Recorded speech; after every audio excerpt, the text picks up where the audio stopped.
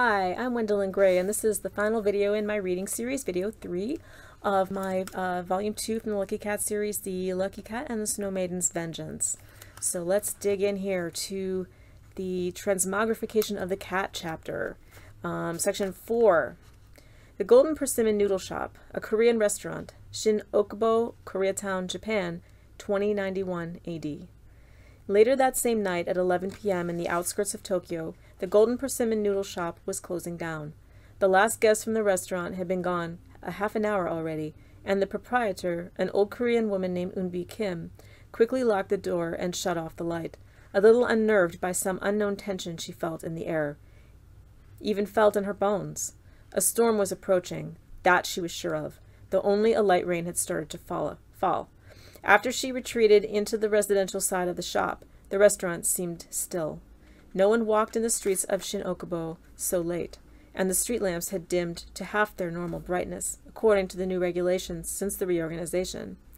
Raindrops pitter-pattered lightly into the small reflective puddles forming in the narrow streets. The buildings on either side of the restaurant were also locked up for the night, raindrops sliding down their darkened display windows like tears.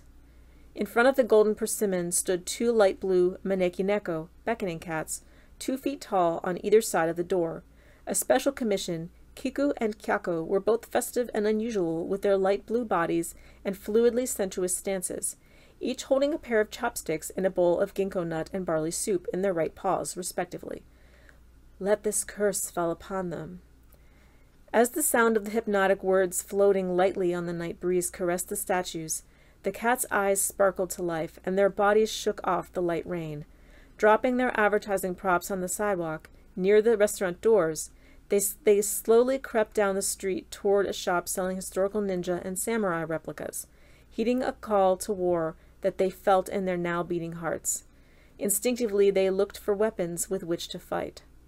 Nearing the display window, they saw a variety of throwing stars, daggers, nunchucks, and a few types of swords.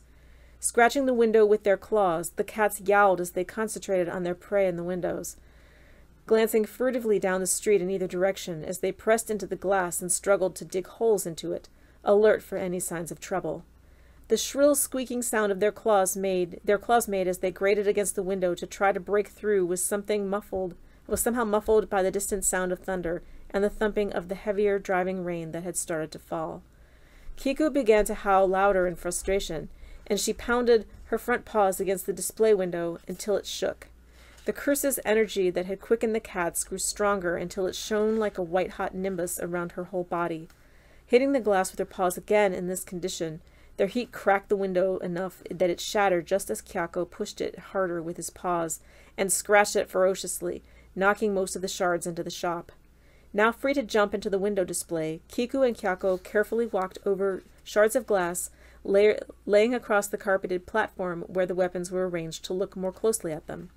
Kiku picked up a few throwing stars, which disappeared into the tufts of her fur mysteriously, and Kyako chose a short katana and a dagger. Once they had what they needed to answer the battle cry, they hopped back through the broken window into the rainy street and disappeared together, scampering past more restaurants and shops as they headed out of Tokyo to the countryside. In their wake, the shining energy field around them awakened more maneki neko statues in the shops and homes they passed, until the streets filled with a crowd of furtive, many-colored miniature cats swarming after Kiku and Kyako, all growing into the size of domestic cats, or even a few as big as large dogs. Chapter 5. Akio Yamamoto's Workshop, Asakusa, Tokyo, 2091 AD.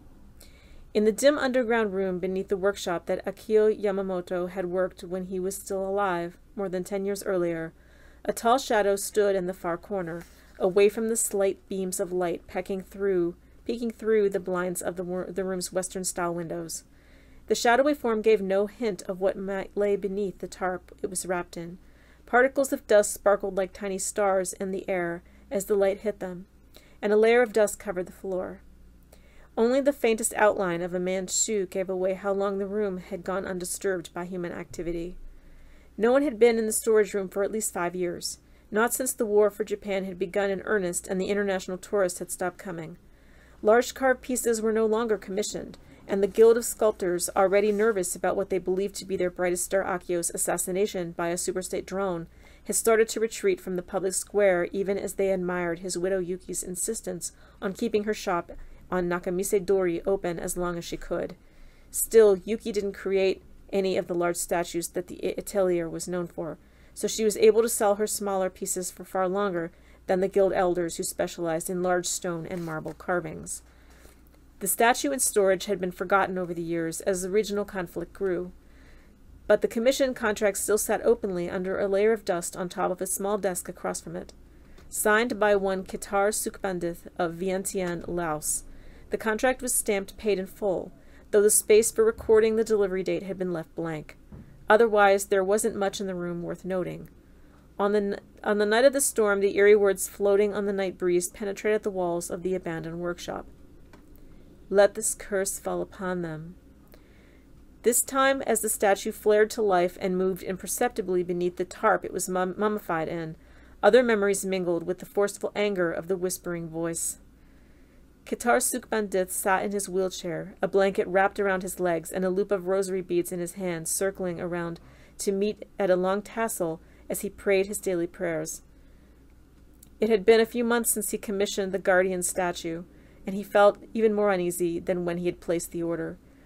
Wishing the statue would be finished and delivered soon, he considered calling his daughter to see if she could hurry the master carver along on the task before more disturbing things came to light. Already he had gotten strange phone messages warning of his impending death, and his driver had noticed they were being followed more than once going to and from his political and religious meetings. Sukbandith worried he would become an easy target once the superstate's self-driving cars and telescreens were installed in the upper-class districts of Vientiane, now known as Nutargu Maresh, according to the disorienting Eurasian superstate policy of destroying the cultural memory of a place by changing its city names to something ridiculous. The tailing wasn't his only concern. He was sure someone was watching his house from across the street, a man in black wearing a black beret, and more than once Sukbandith's driver had found a dead bird on the porch. Then once or twice the ground floor windows had been spray-painted with superstate slogans and death threats. He realized it was only a matter of time. The statue was just something that would soothe him spiritually, to give him some satisfaction in showing even a little bit of passive resistance to their power, although he prayed daily that it would somehow be the talisman it appeared to be and ward off the worst of the true evil that was arising in the country. The secret police had been taking over Vientiane and eventually all of Laos slowly, though neighboring countries weren't so lucky. They had to face the full force of the nameless superstate leadership whose ruthless war games and unimaginable firepower had forced even the most powerless countries of the modern 21st century to surrender, helpless against them. As the superstate forces devoured the globe and split it into 3 states, only a few countries had remained outside of their grasp for now. Japan was one of them. Sukbandith was aware that he was taking a risk in commissioning the statue, a garish reminder of the old world and its old ways, but he didn't know what else to do. It was the only act of defiance and warfare he could muster since he was no longer a young man. Next year he would be 84. As he rolled his chair over to his desk, he began to sort through his papers. When he got to a notice that said the Eurasian government was confiscating his house and its grounds, his hand trembled as he read it over. Tossing it aside on his desk angrily, he picked up the receiver of the old-fashioned phone on his desk and called his daughter to warn her they were about to be embroiled in a fight for their property. At first the line rang a few times, and he got her voicemail. Leaving an angry message about the superstate's audacity, he hung up and immediately called his lawyer. But right after his old friend picked up on the other end of the line, Sukbandith heard the line go dead. Startled and suddenly terrified, he clicked on the button on the phone's base to hang up the line and get a dial tone again, but no matter what he did, the phone was silent. The house's phone line had been cut. Only a year or two before he had refused his daughter's gift of a modern cell phone, and his daughter had scolded him for his intransigence. Now he realized he had made a foolish mistake in refusing the up-to-date technology and relying instead on antiques. He wondered how long he had left to live with the secret police's intimidation becoming more and more open, more threatening. Within days of receiving the letter and having his phone lines cut, Sukbandith and his driver were gunned down in the driveway of his mansion. The black car, with tinted windows that had sped past the house and sent the spray of machine gun bullets across the lawn, was easily identifiable by its license plate as Superstate Goons. A few of the neighbors had secretly recorded it passing through the area with their smartphones and later showed the video to his daughter. Of course, Sukhbandit's daughter had known well enough to stay away when she discovered the cut telephone line, after trying to call him, but she didn't try to contact him or see him in the interval of days between that call and his death. When the authorities called her to collect his body and prepare for his funeral, she didn't dare speak about her suspicions. She had settled the matter of the Guardian Statue Commission as quickly as possible, sending the money but not requesting the statue, hoping the payment would be enough to keep the stone carver from asking too many questions. Knowing that her father had been too prominent in the old city and was too mired in the old ways to survive the transition to the new world the reorganization had promised them, she mourned him in terrified silence. Now with the curse, the statue known as Muang Lak had awakened. The tarp loosened as 7 snaking heads nipped it and struggled against the fabric. Tearing it here and there, the tarp fell to the floor as the formidable snake grew 11 feet tall and nearly filled the room end to end. Its necks undulating, it slithered across the room to the window where its tail hit the window pane with enough force to break the glass and send half of the frame flying out across the street. The dim lights outside flickered, and the rain started coming down hard, bouncing off the pavement as the water pooled and ran down the sides of the street in rushing narrow rivers. Someone, perhaps a rare Tokyo patrolman, was standing at the end of the street a few doors down and had turned to see the source of the commotion. Biting at the walls around the windows with its many heads and hitting them hard with a flick of its tail, the snake dragged itself out through the hole, escaping into the street and pulling the walls of the workshop down with it. The roof and upper floor collapsed into the underground chamber the snake had been imprisoned in as it surveyed the new surroundings. Curious and smelling something up ahead where a human figure stood, Muang Lak slithered with a swiftness that startled the watching guard, closing the distance in only seconds. Before the man could run, Muang Lak descended upon him with one of his fanged heads. Grabbing the man in his mouth, it tore off the man's head and swallowed it, leaving the rest of the man's body to fall in the streets, his blood running black in the rainwater. The giant snake, now with a large bump in one of its throats, that was slowly sliding down into its belly, turned with another sharp undulation and slithered swiftly toward the origin of the summons that pounded in its ears. Okay, now the next section that I'm going to read you is from a different chapter, The Dream of the Captive Snow Maiden, and we get a little bit of Yuki's situation. Let me see here. Yeah, okay, chapter 7. Suddenly, Yuki jerked awake. She heard the jangling of a bell and strained to see where she was in the darkness. The night was impenetrable, but she saw she had been sleeping on her forearm on the countertop of her shop in Nakamisedori. Stretching a little as she stood up from the stool behind the counter, she wondered what she had been dreaming. She felt so drained that she could tell it was something bad, but she only remembered fragments and fleeting images. Were they in jail? Suddenly, she walked toward the area in the back of her cramped shop where she had a small table to take her meals when the shop was open, and stopped short once she flipped on the light, staring at the strange sight before her. "Who are you?" Her question came too sharply, and she felt a sliver of fear that maybe she hadn't wakened at all, but was still dreaming. What was real and what wasn't? "Don't you remember me?" the little red cat statue asked, turning to look at her. Its glowing golden eyes fixed on her curiously as the supple figure. Let me start this paragraph over. "Don't you remember me?" the little red cat statue asked, turning to look at her. Its glowing golden eyes fixed on her curiously as the suddenly supple figure shifted its weight toward her, leaning forward on one paw as it sniffed the air cautiously. "I think this is the right house, isn't it? I'm one of your creations." Yuki walked over to the table and sat down before the creature, studying it more closely, leaning her face close to the little cat's. She felt apprehensive. This was the cat doll she had made for Chika before she left Tokyo. But what was it doing here now? "I'm sorry, have we met?" Yuki asked irritably. "Of course, you know me. How could you not know me? I'm Shanalandra. You sculpted me with your own hands." "How could you be here if that's true?" Yuki asked, rubbing her eyes and glancing at the clock on the wall. It was 2 a.m. "I sent you away with Chika, and I don't live here anymore, do I? I had to report somewhere for the Superstate, though after that I can't remember what happened." "Time and space aren't what you imagine," Shanalandra said, fluidly changing her pose again so she could creep a little closer to Yuki before sitting down on her haunches and licking her paw twice. "Are you here at night to lecture me on metaphysics? Where is my daughter? How can you speak to me?" Yuki's gaze moved from Shanalandra toward the darkened shop behind her. "This is where we last met, wasn't it?" "I came here to warn you that you are in danger," Shanalandra said gravely, her childlike voice soft and low, her feline expression serious. Her whiskers twitched a little as she spoke. "It's almost time for things to change drastically for you, Yuki-sama. She will emerge soon, and you will have to accept a terrible fate. I'm sorry I can't do more to help you." Yuki's eyes filled with tears. Though she didn't know what Shanalandra was talking about, she knew the cat's warning was accurate. The dream she had just awakened from left an ugly residue in her mind, even if she couldn't remember it. It was a relief to wake up in her beloved shop, a strong reminder of happier times, and she was afraid to go back to sleep now. What must I do? "You made them, you and Akio. That is enough, especially the set that you will soon deliver to the colonel.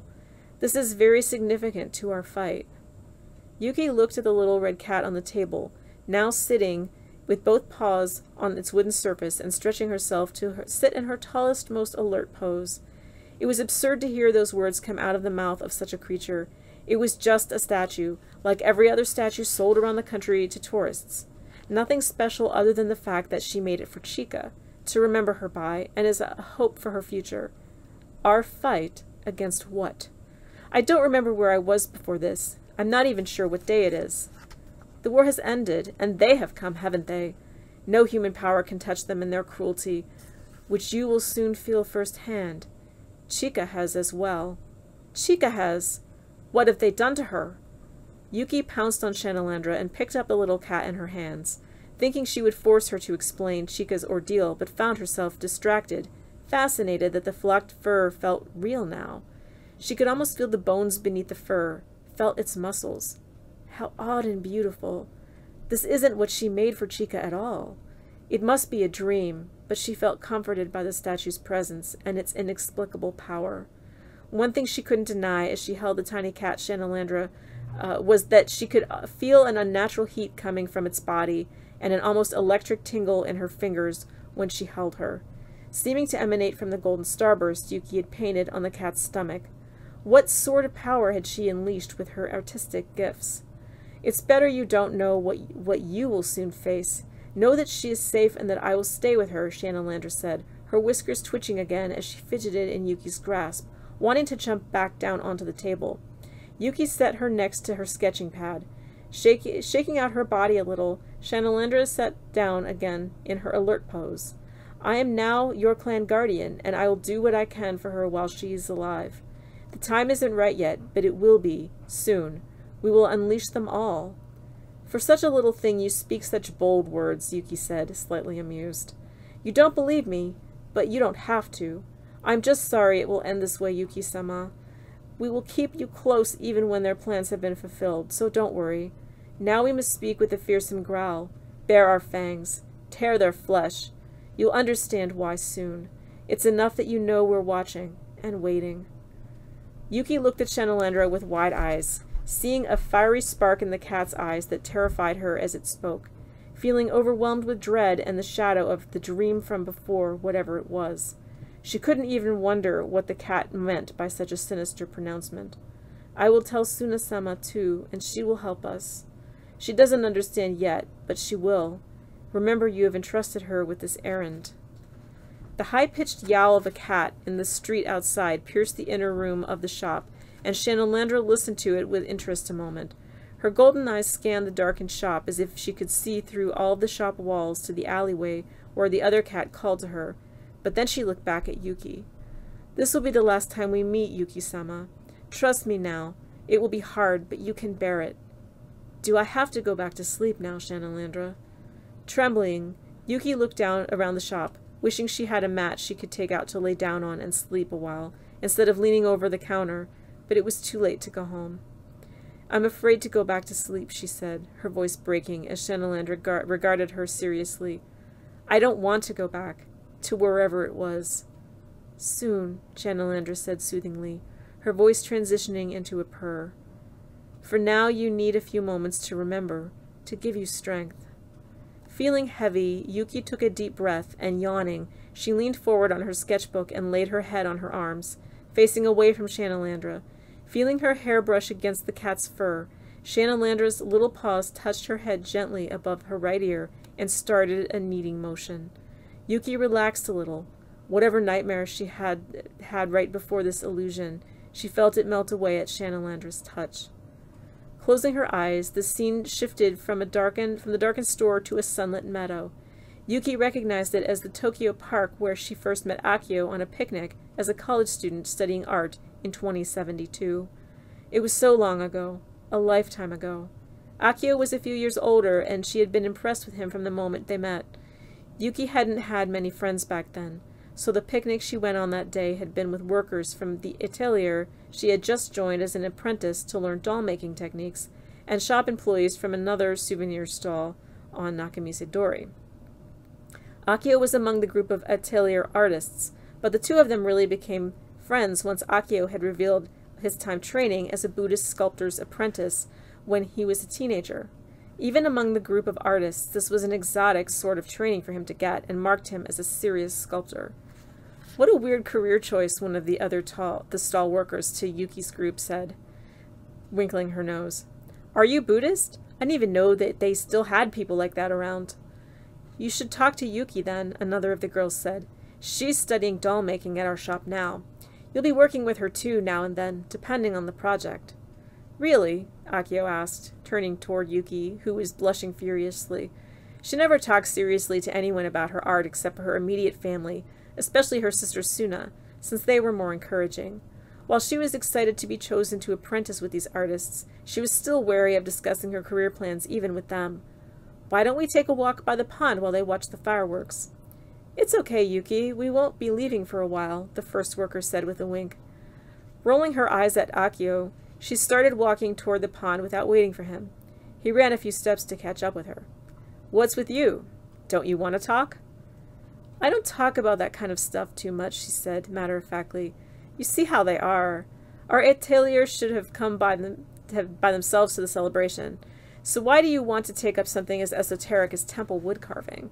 It's a dying art. I like to do some sculpting in a couple different mediums when I was younger, and my father asked around to see if there were any art teachers who could evaluate my work. He got referred to a temple artist, one of the oldest in these parts, and who was quite good but very much the last of his breed. I was intrigued when I first heard about his art, and its rarity was really a big draw. I also want to study in Italy and expand my skills to more traditional Western mediums and carving techniques. You want to carve in marble? That's cool. They found a clear place to sit on the ground near the bushes beside the pond. It was getting darker out, and the fireworks would be starting soon. So you like to make dolls? He asked, once they were comfortable. I used to draw a lot and discovered sculpting much later. I tried my hand at sculpting some of the popular ball joint type, but I'm not very good yet. I also have done a few mold-style ceramics, statues mostly, like the kind they sell in tourist shops. Interesting. I'm glad we met. We should keep in touch when I go abroad for the program in Carrara, Italy, and we can teach each other what we learn. When do you start training in Italy? Next year. I plan on studying really hard so I don't need to work with the master carver for too many years. I wish I could go with you, but I'm still in the undergraduate program for sculpting at the Tokyo University of the Arts near my house. I'm pretty happy with that for now, though I'm not sure I want to continue to sculpt large pieces like you do. We should plan on opening a store together someday. Will you show me the dolls you made when we're at the shop this week? Sure. Bring me a few of your Buddhist carvings, too. They talked for hours until their friends came to find them and tell them it was time to go home. For the first time in her life, Yuki felt like she had met a kindred spirit. While her sister Suna was always understanding, she was much older and had no interest in the arts. Akio was different. She wanted to get to know him better. The vision shifted to a much later time. 5 or 6 years had passed, and Yuki had followed Akio's example, seriously studying doll making and ceramics. As they both went through their respective training, they wrote letters to one another when they were apart, excitedly explaining a new technique they learned, describing a mistake they made while carving, or explaining other details of their experiences. Over time, their friendship deepened into something more, and by the time Akio graduated from the program in Italy, he returned to Tokyo, and they decided to marry. Much to Yuki's surprise, Akio wanted to have a Western-style wedding, but Yuki found she enjoyed it more than she anticipated. Everything Akio brought into her life was full of energy and joy. They spent the next few years establishing their reputations, taking over the old atelier from the previous owner, and creating a line of products to carry in it. By the time of Akio's shocking death 5 years into their marriage, they had become well respected for their work. But Yuki had been so devastated by the thought of raising her child alone, she could barely recover. At this point, Yuki stirred in her sleep, but the sensation of the cat's paws massaging her head returned, and she suddenly felt calm again. The vision changed once more as Shanalendra purred softly in her ear. This time memories swirled in her mind of Akio's studio. However, the images didn't quite go together the way they should have. Her memories were all jumbled in time, startling Yuki a little, before they settled into something coherent. Once again, the world was flooded with light, and Yuki entered the Asakusa workshop where her husband stood holding a hammer and chisel, his torso bare and covered with sweat and marble dust. He had tied his dark blue shirt around his waist to move more freely, and at his side on a wooden table sat a brush, rasp, and other special chisels he needed as he worked to refine the sculptor's form. Coming around to the section of the marble naga he was working on, Yuki could see already the supple curve of one of the snake's heads. She could hardly suppress her pleasure at seeing how skillfully her husband had carved the marble. "It's beautiful, in an eerie sort of way," she said, startling him. "Sorry, I didn't hear you come in," Akio said, turning toward her as he lowered the tools in his hands. "Do you like it? I think it looks more lifelike than my sketch design." "What was the old man thinking, commissioning such a statue?" Yuki murmured, reaching out to touch the marble's surface gingerly. The surface of the marble was smooth in some places, rough in others, but all of it felt pleasant. "He must have been afraid of something, very afraid. Otherwise he would have ordered a Buddha statue or something more devotional for the faith he belonged to. Good thing I like monsters, though," Akio said, smiling back at her mischievously. "After all, my graduation project in Carrara was the Medusa. It was perfect training for such a subject matter. I can definitely make him something terrifying." The memory of Akio faded, and Yuki ached with longing for their lost life together. She stood alone in his workshop, the light draining from the room along with all of the joy it held, throwing deep shadows across the statues there, which looked different now, even sinister. Two of the marble statues loomed before her, sitting side by side, facing the workshop door, their tall statures menacing in the changing light. Yuki walked toward them, looking at one, then the other, puzzled by what had drawn her there. She never remembered Akio having both of these statues in his studio at the same time, yet here they were, Rodrigo the fox that he had carved for the Shinto shrine in Wazuka, and Muang Lak, the terrifying seven-headed snake guardian that he had carved for the devout Buddhist millionaire in Vientiane. As she studied them, admiring Akio's skill at carving once again, she thought she saw the snake's head shift a little. Turning to look directly at the statue while taking a few steps back, this time she saw the heads dip imperceptibly down toward the floor as the statue seemed to grow taller. Yuki's mouth felt dry, but she was afraid to move and provoke Muang Lak's attack. How could she get out of here? Before she could react, the snake slithered toward her, all 7 of its mouths opening at once, showing their unusually sharp row of teeth. A flash of lightning flickered through the workshop, followed by a rumble of thunder outside, signaling the start of the rain promised when the sky grew darker due to the coming storm. Running out of the studio into the streets, Yuki was startled to find them covered in the light snow, not rain. Her legs growing almost too heavy to move, she could feel the feathery touch of the snowflakes on her cheeks and eyelashes as they began to fall harder, but jumped at the sensation, fearing it was Muang Lak coming near. Glancing back, she saw one of the snakeheads posed into a silent scream pierce the clouds of swirling snow and lunge toward her. Yuki heard herself screaming, though she couldn't make out whose name it was that she called. Jolting awake once again, this time in a well-lit common area in the workers' camp, Yuki saw she had been sleeping on a flat leather couch. "Asami! Help me, Asami!" She was still screaming when Asami ran into the room and came over to her, grabbing her shoulders gently and whispering, "It's okay. It was just a dream." Yuki saw a few of the other inmates who were sitting around the common room staring at her. Asami noticed and waved for the other women to leave. "Get out for now. We'll call for recreation time again after dinner. Go to your rooms for now." They quickly left Asami and Yuki alone, and Asami turned to her, looking at her in concern. Are you all right now? Do you want some water? That dream! What was it? Do you remember? I've never heard anyone shriek like that in their sleep. Muang Lak was there. He came to life and attacked me, Yuki said, unable to stop trembling. Muang what? Asami asked incredulously. Muang Lak, the snake statue. It was something in my family years ago, and it came to life. Asami just looked at her, silent a moment. It will be dinner soon. I think no one will object to you spending some time in your room pulling yourself together after that outburst. We'll be having one of your favorite dishes tonight. At least this place has a good cook, even if the rest of it is just like a jail. Asami helped Yuki up, and when she saw Yuki could stand without help, she walked back toward the hallway. I'll come to get you for dinner. Right now I'm going back to my post. Yuki nodded and followed her down the hall to the stairs, leading to her room on the second floor, while Asami ran back to the office, wondering what sort of snake statue Yuki could be referring to. Okay, that's all for today. Give you a little taste of some of the story development in Volume 2. I will be doing some videos for Volume 3 and 4 in the future, but thank you for listening, and I hope you enjoyed these excerpts.